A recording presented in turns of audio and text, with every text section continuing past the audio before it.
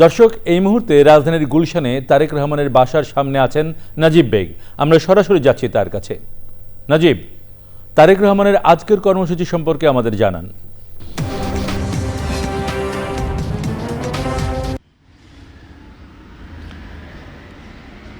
সোহেল, গতকালকে যখন তিনি দেশে এলেন সারাদিনই খুব ব্যস্ততম সময় কাটিয়েছেন তারেক রহমান।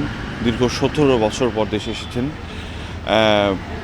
মূলত কালকে রাতে 8:30টার কিছু পরে তিনি গুলশানের এই বাসাটিতে, গুলশান এভিনিউয়ের 196 নম্বর বাসার এই বাসাতেই তিনি এসেছেন পরিবার নিয়ে। জাইমা রহমান, তার স্ত্রী জুবাইদা রহমান সহ এই বাসাটিতে তিনি থাকবেন।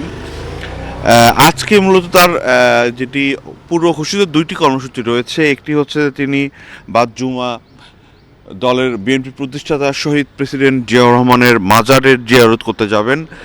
এরপরেই যাবেন সাভার জাতীয় স্মৃতিসৌধে। এই 2টি কর্মসূচি মূলত বিএনপির পক্ষ থেকে এখন পর্যন্ত জানানো হয়েছে। পাশাপাশি হয়তোবা তিনি তার মায়ের সঙ্গে দেখা করতে বেগম জিয়া যেখানে চিকিৎসা নিচ্ছেন এবারকের হাসপাতালেও হয়তোবা পরবর্তীতে যেতে পারেন। আর আগামীকালকে তার বেশ কয়েকটি কর্মসূচি রয়েছে যেটি আগে থেকেই ঘোষিত। এর মধ্যে রয়েছে এনআইডি সংক্রান্ত কার্যক্রম করার কথা রয়েছে।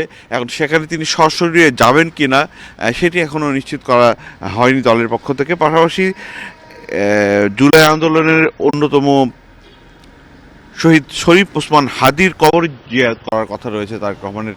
পাশাপাশি জুলাই আন্দোলনে যারা আহত রয়েছেন হাসপাতালে, সেই হাসপাতালে তারেক রহমানের যাওয়ার কথা রয়েছে আগামীকাল।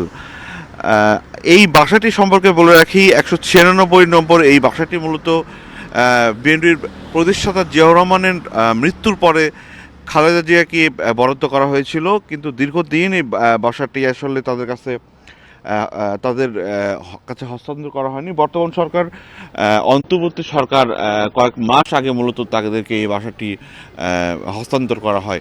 এখানকার নিরাপত্তা ব্যবস্থা যদি বলি, গতকালকের চেয়ে খানিকটা নিরাপত্তা ব্যবস্থা শিথিল রয়েছে। তবে আশপাশের রোডে কিন্তু নিরাপত্তা বাহিনী বা পুলিশ সহ অন্যান্য সংস্থার লোকজন রয়েছেন। বাসার সামনে সিএসএফ সহ পুলিশ সদস্যরা রয়েছেন। এই হচ্ছে আজকের দিনে তার বিস্তারিত যতটুকু জানতে পেরেছি সেটি জানালাম। পরবর্তীতে হয়তো বিএনপির পক্ষ থেকে জানানো হলে সেটিও আমরা জানাতে পারবো। নাজিব, আপনাকে অনেক ধন্যবাদ।